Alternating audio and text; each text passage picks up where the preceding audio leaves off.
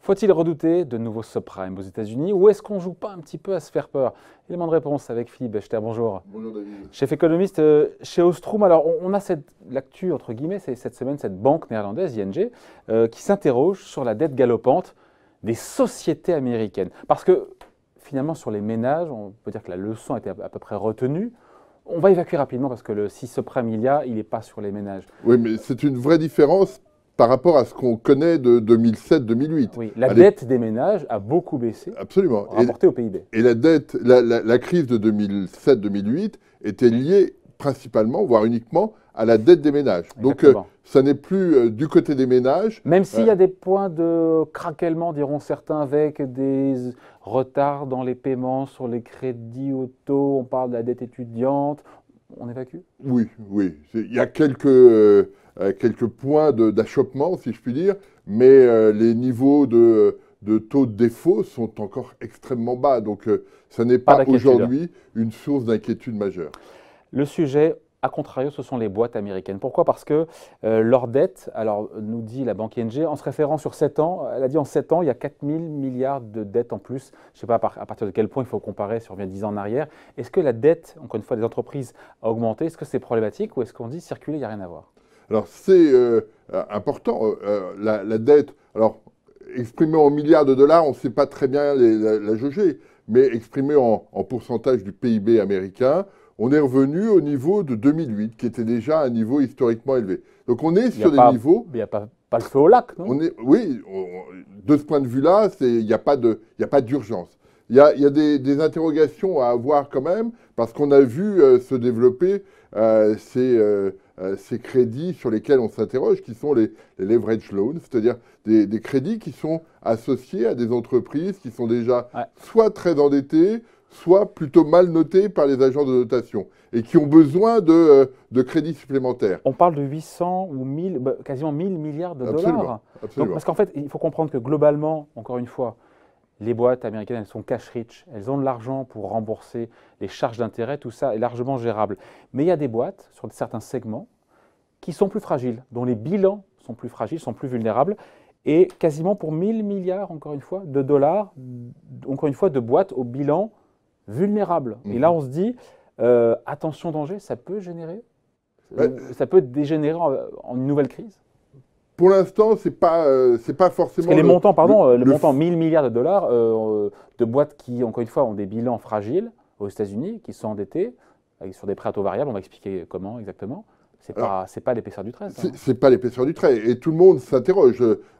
Chacun est très attentif à ce qui se passe de ce côté-là. Il y a plusieurs points à avoir en tête. Pourquoi on appelle ça des subprimes? Parce que généralement, ce sont des crédits qui sont repackagés et revendus à des investisseurs. Mais ça nous rappelle, pardon Philippe, un peu à l'image des subprimes. Mais oui. La différence, et ça c'est une différence majeure. On a prêté à l'époque à des ménages qui n'avaient pas les moyens de rembourser. Là, on a prêté à des entreprises qui sont en difficulté, qui sont vulnérables. Exactement. À l'époque, on avait repackagé ça dans des... On les appelait ça comment à l'époque? C'était des CDO, c'est ça? Oui, des CDO. Là, on appelle ça des CLO. On appelle ça des CLO, pardon. Collateralized Loan Obligation.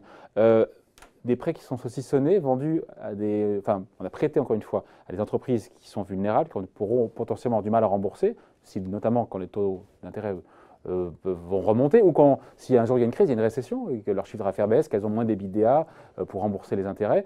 Et donc tout ça est de nouveau repackagé dans les bilans ou dans les comptes de caisses de retraite, de fonds de pension, mais ça nous rappelle, pardon, exactement, c'est la même histoire. Là, mais une vraie différence, c'est que, les montants sont un petit peu plus réduits qu'à l'époque, et deux, il n'y a pas cette diffusion internationale qu'il y avait en 2007.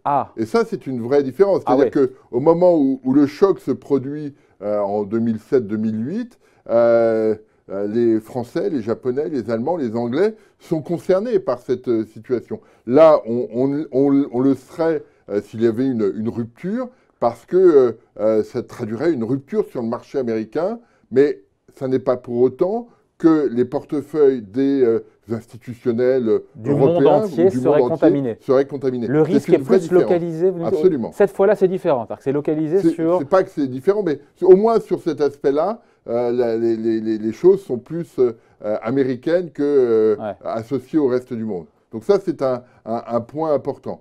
Mais effectivement, c'est une source de problématique parce qu'on voit les entreprises américaines s'endetter. Alors, vous parliez tout à l'heure d'entreprises cash-rich, mais ça ne concerne qu'une partie des entreprises américaines.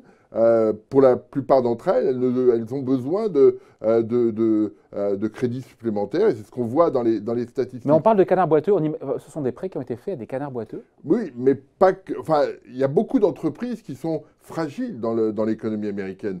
Parce qu'on parle souvent des grandes entreprises, celles qui nous font un peu rêver, de Apple à Google ou à autres, mais il y a toute une série d'entreprises qui sont dans des situations beaucoup plus fragiles que ce que laissent penser les premières entreprises qu'on a en tête. Et le souci, c'est que d'une manière générale, les entreprises américaines n'ont pas beaucoup investi ces dernières années et la dynamique de la productivité est assez faible. C'est-à-dire que les entreprises s'endettent pour maintenir leur niveau d'activité, mais elles n'ont pas la capacité en interne, du fait d'une productivité insuffisante, pour inverser la dynamique très rapidement. J'arrive pas à voir, Philippe, est-ce qu'on s'inquiète ou pas? Parce que là encore, la Fed, il y a quelques mois, je dirais maintenant, avait alerté sur ces risques de bulles, sur les prêts à effet de levier, les leverage loans.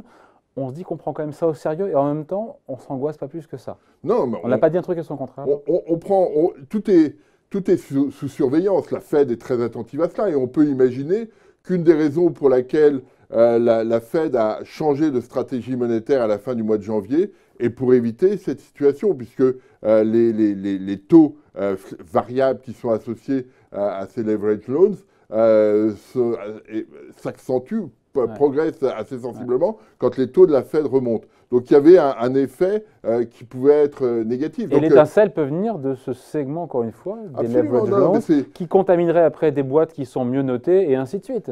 Après, c'est les dominos. Hein. Oui, non, mais c'est un point qu'il faut surveiller, mais qui n'est probablement pas encore à un niveau d'alerte. Ceci étant, il y a un certain nombre d'éléments à surveiller. On n'a pas encore de hausse de taux de défaut très élevé. Mais par contre, on constate que... Un moins bon rating. Il y a un moins bon rating, mais surtout que les éléments à apporter pour avoir ces prêts sont beaucoup moins contraignants qu'ils ne l'étaient il y a quelques années. Ça veut dire que les investisseurs, Philippe, prennent plus de risques dans la façon de prêter à ces boîtes qui sont plus fragiles, parce qu'elles veulent du rendement. À l'ère des taux bas, il faut trouver du rendement. Et donc, il y a moins de protection pour les créanciers en cas de problème, ça on l'a compris. L'effet de levier, encore une fois, est de plus en plus élevé, supérieur à 5 dans 80% des leverage loans. Là, on se dit quand même qu'à trop vouloir faire de la perf, derrière on prend beaucoup de risques. C'est un sujet...